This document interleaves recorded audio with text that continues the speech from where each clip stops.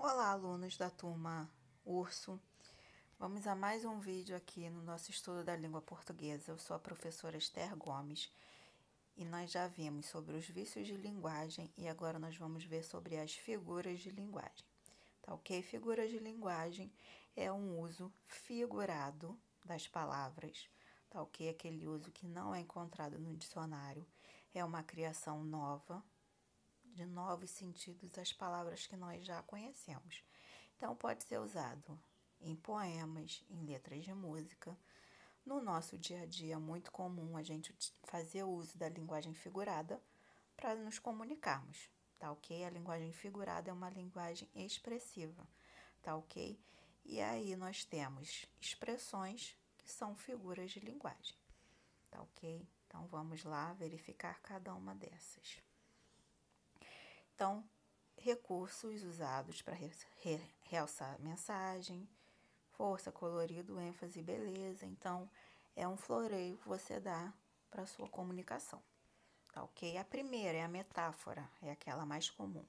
A metáfora você iguala termos, tá? Ou por aproximação de sentidos ou por características que você julgar serem semelhantes. Então, como assim? Ele tem músculos de aço, né? Ou é muito forte, por aí vai. Então, eu igualo o aço aos músculos pela força, né? Aquele homem é um leão, é feroz, né? E por aí vai. Ela é uma flor delicada. Então, eu igualei músculos de aço, homem a leão e ela a flor. Então, quando eu igualo de forma direta dois termos, eu faço uma metáfora, tá ok? Luz dos olhos seus, né? Meu coração e por aí vai, são metáforas. Então, ela é um anjo, sentido figurado, metáfora. Igualei ela a anjo. Antítese. Antítese é uma figura que eu vou usar palavras opostas, tá ok? Não necessariamente elas deixem de fazer sentido. Eu só utilizo palavras antônimas, expressões contrárias. Então, olha só, a palavra nasce-me, fere-me, mata-me, ressuscita-me. Então, matar e ressuscitar, palavras opostas. Mas fazem sentido dentro desse contexto aí. A guerra não leva a nada, devemos buscar a paz. Guerra e paz, palavras opostas. Então, antítese, palavras opostas. Tá ok? Então, aí, uma exemplificação visual do que é uma antítese. Catacrese. Lembram-se lá da metáfora dita ainda há pouco. A metáfora igual o termos. A catacrese são metáforas tão usadas que elas deixaram de ter esse sentido figurado e passou a ser, de fato, o sentido, significado de algumas palavras. Por exemplo, batata da perna é a panturrilha. Só que se você falar para qualquer pessoa batata da perna, vai entender. Cabeça de alfinete, a mesma coisa. Todo mundo vai saber, apesar de não ter cabelo, orelha, sabe o que é cabeça de alfinete. Braço do sofá, céu da boca, pé de alface, né? Pé de couve e por aí vai. Dente de alho. São termos que já são tão utilizados que a gente nem tem um substituto para eles, tá ok? Catacrese é uma metáfora desgastada pelo uso, tá? Então, aí, dente de alho é uma expressão de catacrese. Eufemismo é uma suavização de uma expressão muito forte.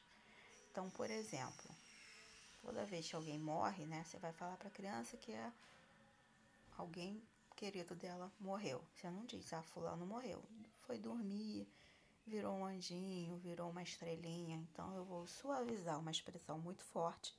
Eu faço um eufemismo. Então, passou desta para melhor, em vez de morreu. Não é dado ao trabalho em vez de preguiçoso. Ele é desprovido de inteligência, para não dizer que é burro. Então, eu suavizo expressões fortes, tá ok?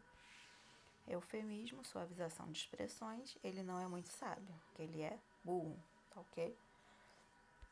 Próxima figura, hipérbole. Hipérbole é o exagero, né? Então, a gente constantemente usamos as hipérboles, tá ok? Então, o exagero de uma ideia.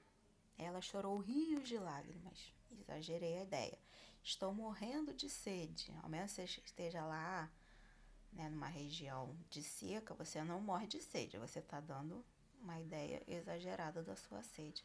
Há séculos que te espero, já falei mais de 1 milhão de vezes, são expressões exageradas, hiperbólicas, tá? Exagero vive nadando em dinheiro, tá ok? Não é o tio Patinhas para nadar em dinheiro, mas é uma ideia exagerada.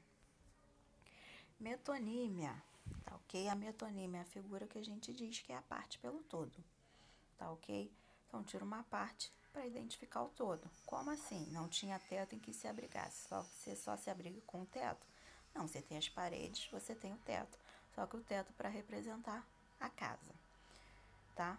Ele comeu uma caixa de chocolate, tá ok? O contido pelo conteúdo. Então, você não come a caixa, você come o conteúdo da caixa, que é o chocolate em si, tá ok? Pão para quem tem fome, eu te expresso a palavra pão no lugar de alimento, generalizando, tá ok? Por exemplo, vi pezinhos andando por baixo da porta, você não vê só os pezinhos, é uma criança, só que eu utilizo a expressão pés para identificar a criança, tá ok? Eu posso falar também, utilizar a marca pelo produto, né? Então, por exemplo, meu pai se barbeou com Gillette. Gillette é a marca, né? O produto é a lâmina de aço e por aí vai, tá? Então, Bombril, esponja de aço, né? Então, são várias coisas que você substitui a marca pelo produto em si, tá ok? A metonímia é essa figura de linguagem, ó. Ele gosta de ler Agatha Christie. Então, ele não lê a autora, ele lê a obra dela, tá ok? Então, por exemplo, ouvir Ivete Sangalo. Você não ouve a Ivete Sangalo, você ouve a música dela. Isso é a metonímia, tá? Próxima figura é a perífrase. Então, o que é a perífrase? É uma expressão que, utilizada, você consegue identificar o referente dela. Como assim, né? Rei do futebol, Pelé. Então, toda vez que você fala rei de futebol, você já sabe que é o Pelé, né? Pai da aviação, Santos Dumont. Então, são termos que eu utilizo em referência a um nome já conhecido. Cidade Luz, Paris, Rei dos Animais, Leão, tá ok? E por aí vai. Então, ó, o Rei das Selvas, o Leão também. Então, a perífrase é um termo que já faz referência a um nome conhecido. Pleonasmo, essa figura também, essa é o que todo mundo, quando faz uso dela, você já acha estranho. Por quê? Pleonasmo pode ser o pleonasmo vicioso também, é a redundância. Então, quando eu reforço um termo desnecessariamente, como assim? O pai ordenou que a menina entrasse para dentro. Não tem como entrar para fora, nem sair para dentro, nem subir para baixo, nem descer para cima. Então, pleonasmo são essas expressões desnecessárias e redundantes, tá ok? Ela cantou uma canção linda. Cantar já é canção, tá ok? Ver com os próprios olhos, ouvir com os ouvidos, falar com a boca, por aí vai, tá ok? Então, pleonasmo é a figura da redundância. Só vi com meus próprios olhos, não tem como ver com a boca e por aí vai. Próxima figura, prosopopeia ou personificação. Então, o que é essa figura de linguagem? Você pode encontrar tanto uma quanto outra, que é a mesma coisa, tá ok? Eu vou atribuir qualidades, sentimentos, sensações humanas a algo que não é humano, ou animal, ou objetos. Então, olha só, o sol amanheceu triste e escondido. O sol não fica triste, quem fica triste é uma pessoa, por isso é uma personificação. O fogo dançava com o vento, mesma coisa, quem dança, pessoas. A cadeira começou a gritar com a mesa. A cadeira não grita, né? E aí a gente utiliza essa expressão, né, de ações humanas para coisas que não são humanas, ou animais ou objetos, tá? A formiga disse para a cigarra, cantou, agora dança. A formiga não fala, né? Muito menos vai dançar, a cigarra vai dançar, tá ok? Então, personificação, ações humanas àquilo que não é humano. Paradoxo, lembram lá da antítese? Acho que foi a segunda figura. Paradoxo, antítese são palavras opostas. Não precisam ser ideias contraditórias. O paradoxo, não. São ideias contraditórias, são ideias confusas, tá? Porque é dor que desatina sem doer. Como é que uma dor não vai doer? Ou dói, né? Ou não dói. Se é dor, ela dói. E aí o paradoxo é exatamente isso, é uma ideia contraditória, né? Tem aquela música, é mergulhar no rio e não se molhar, né? É como não morrer de frio no gelo polar. Então, são ideias contraditórias. É ferida que dói e não se sente. É dor que desatina sem doer. Então, são expressões contraditórias, é o paradoxo, tá ok? Então, ó, foi sem querer querendo. Aquela fala do Chaves, querer e querendo. Não tem como algo não ser querido querendo, né? Então, isso é uma ideia paradoxal, tá? Próxima figura é ironia. O que é ironia? É você dizer o contrário do que você pensa, né? A pessoa fez uma besteirada e você vira bonito, hein? Você quis dizer o quê? Isso foi horrível. Então, você usa a ironia para você dizer o contrário do que você pensa. Então, olha só, o que está aí destacado. Mais fácil aprender japonês em braille. É fácil, né? Não é uma língua diferente, é difícil. Do que você decidir se dá ou não. Então, ele, né, usou isso para dizer que, ao contrário do que ele pensa, que é difícil a pessoa decidir, ao mesmo tempo é difícil aprender japonês em braille, tá ok? Então, ironia, você dizer o contrário do que você pensa. Onomatopeia, você imita os sons. Como assim? É a reprodução escrita de sons, tá ok? Então, bum, bomba explodindo. Eu vou reproduzir esse som através das letras, tá? Tic-tac, o som do relógio. Ping-pong, a bolinha quicando na mesa, né? Zoom, barulho de algo passando rápido e por aí vai. Então, toda vez que eu tentar reproduzir na escrita os sons, eu tenho uma onomatopeia. Então, olha só, plunct-plact, zoom não vai a lugar nenhum. Sons escritos. Assonância, eu vou repetir vogais. Então, se tiver a, e, o repetidos, a mesma vogal, eu tenho uma assonância. Então, ó, a minha alma está armada e apontada para a cara. Então, eu tenho aí a repetição da vogal A. Então, eu tenho uma assonância repetindo várias vezes a mesma vogal.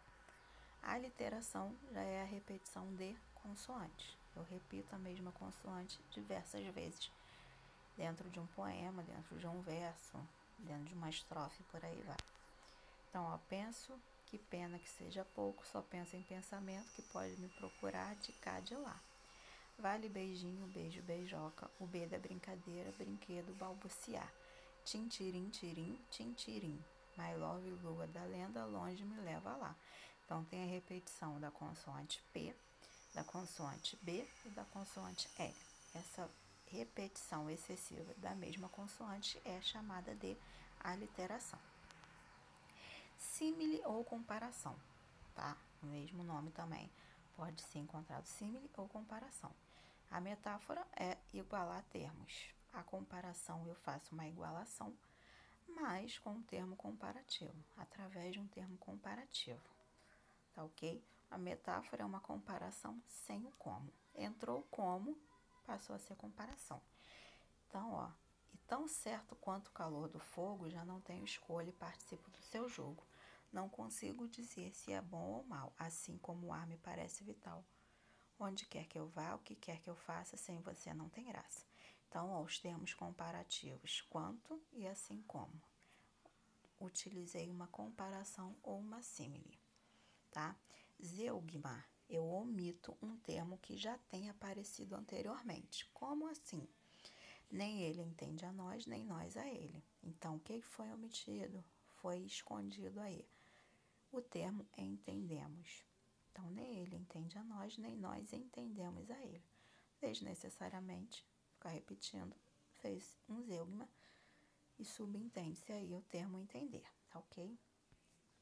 Sinestesia, através dela eu vou misturar sensações, tá ok? Os 5 sentidos eu vou misturar, tá ok? Como assim? Um áspero sabor de indiferença a atormentava. Então, áspero eu vou sentir pelo tato, né? E sabor eu vou sentir pelo paladar. Então, para dar expressividade ao meu texto, misturei esses dois sentidos aí. Então, eu tenho uma sinestesia. Tá ok? Então, galera, é isso daí. Vamos fazer os exercícios da apostila e treinar, tá? Sucesso depende de vocês. Um grande abraço, até a próxima.